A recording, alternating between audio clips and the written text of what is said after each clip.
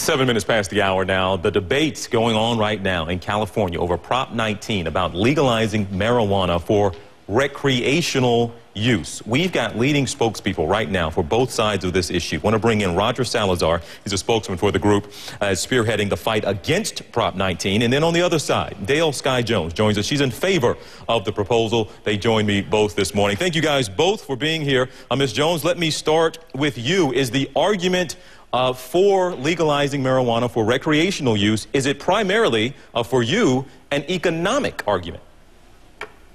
Well, frankly, current policy has failed across the board, and we have an opportunity to have safer communities if we simply choose to control, tax, and regulate cannabis for adult use. This will also allow us to finally regulate medical effectively, which we have not yet been able to do here in California, as far as the interpretation of whether or not storefront sales are legal. So this will also help protect medical patients that are still, in fact, going to jail. And it's about jobs. Well, Ms. Jones, how does, you said that it make the communities safer. How does it do so, in your estimation? Cannabis is currently more accessible to our children than alcohol, than any other drug on the street. And we've put full control in the hands of our criminals. We need to take it out of the hands of criminals, take away their profit margins, which are estimated at over 60% due to illegal marijuana sales. We need to take that out of the hands of criminals and put it into the hands of our cities and counties and even our state legislature to regulate, control, and tax. Make sure that we're not selling it to children under 21. Also, we're banning smoking in front of kids and smoking in public. Okay, are we shifting that profit margin you speak of? We're shifting it from the criminals, like you say. Are we shifting it then to other folks, to the legal people who have a license to sell it, and also to the government?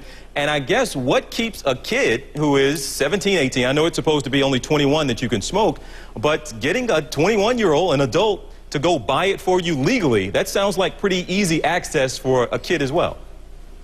Well, frankly, it's easier now, right? You know, what you're suggesting is similar to alcohol, where, you know, frankly, you have to go in and convince an adult, as you said, but right now you just walk around to the back of that 7-Eleven or convenience store and you'll find 4 people that are willing to sell it to you, not ID you, and then turn around and offer you more drugs.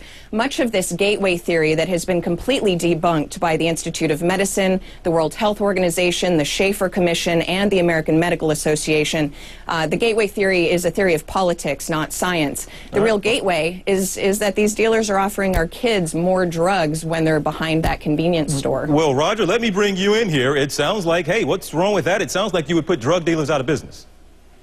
Well, look, you know, the concern that we have is that all of the things that Dale just talked about, you know, that controlling, taxing, and regulating marijuana, those things, you know, unfortunately, this initiative doesn't do those things. It leaves you know, it leaves it up to a patchwork of 536 different local jurisdictions to come up with their own sort of systems for how they're going to deal with these things.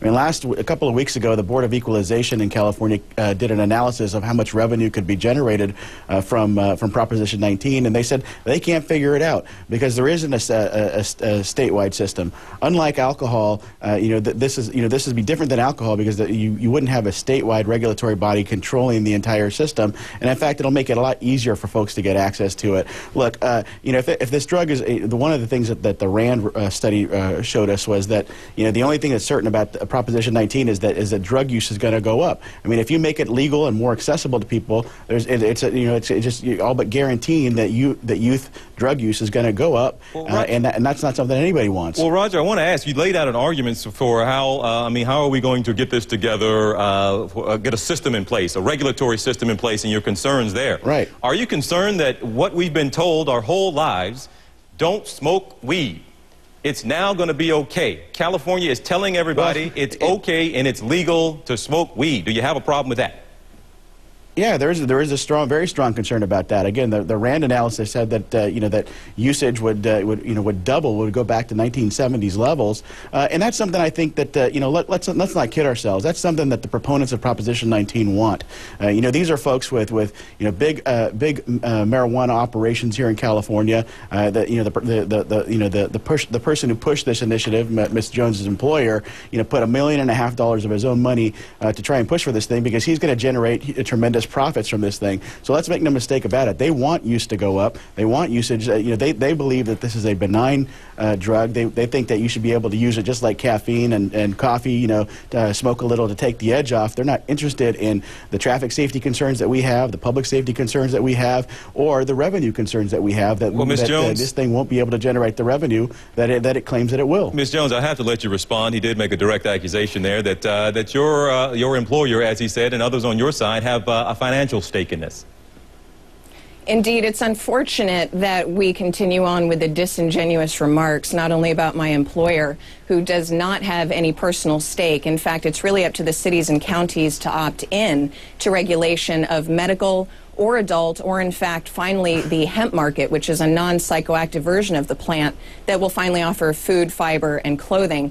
Mr. Lee has no direct involvement, and it's unfortunate that we turn to personal slander. The truth of the matter is, at the end of the day, we are following the same path as what we followed to dismantle alcohol prohibition, which was county by county opt-in. And we have that same opportunity. Cities and counties operate on a patchwork throughout this country. In fact, California works with concealed weapons permits in the same way. So the scare tactics on county by county don't concern me, because the locals know what's most important to their community. We're looking at over $300 million in savings from law enforcement alone, and we're estimating $1.4 billion in taxes, and Mr. Salazar will say that that's not to do with our initiative. However, Tom Amiano's already got it on the table. He's an assemblyman in California to control cannabis through the ABC. Hey, go ahead and respond there, Mr. Salazar, because I know there are some concerns there. We have this bill, if it's passed, or Prop-19, if it's passed, you still leave it up to the legislature to figure out how to work all this stuff out. Again, it's a backward system, because here's what's going to happen. Again, the states, the counties and the cities would have to opt in, as she mentioned. They'd have to figure out whether or not they want to regulate the sales of marijuana. They have to figure out how they're going to set up a taxation system after marijuana has already been legalized. The things that will be legal, whether the cities opt in or not, and regardless of where you live, you'll still be able to use marijuana. You'll still be able to possess it. You'd still be able to transport it. You'd still be able to grow it, and I do all those things without paying taxes on them, and without having to have any sort of control over those things. And then the cities can come in and regulate those things. But again, it's a backwards approach, and I don't think it's one Californians are interested in. Ms. Jones, I want to ask you this just as simple as possible here. What are we saying to our kids in this country if we have been telling them, I mean, since I was a kid, since all of us were kids, to stay away from drugs? We've been told that marijuana is a drug, and now we're going to say to them it's legal and it's okay to smoke marijuana. What are we sending as a message to young folks? Well, we're actually finally being honest with our young folks and getting our integrity back by explaining the true dangers of cannabis, and also the fact that you need to wait till you're 21, just like other regulated items. Do you see them as dangers of cannabis, Ms. Jones? Do you see there being dangers of marijuana? Yes, there are. Okay. The dangers, frankly, in cannabis is safer than alcohol. I want to make sure that we understand that cannabis cannot kill you. So giving adults a safer choice is a good thing. But at the end of the day, children should not be using it, and it's important to control it away from children. By voting yes on Prop-19, the voters of California have an opportunity to strike a larger blow at the criminal cartels than any law enforcement effort ever could. And it's carefully crafted, so I suggest that people read it to see how it interacts with other laws, protects drug driving, make sure cops have the right. Go ahead and wrap it up for me, Mr. Salazar.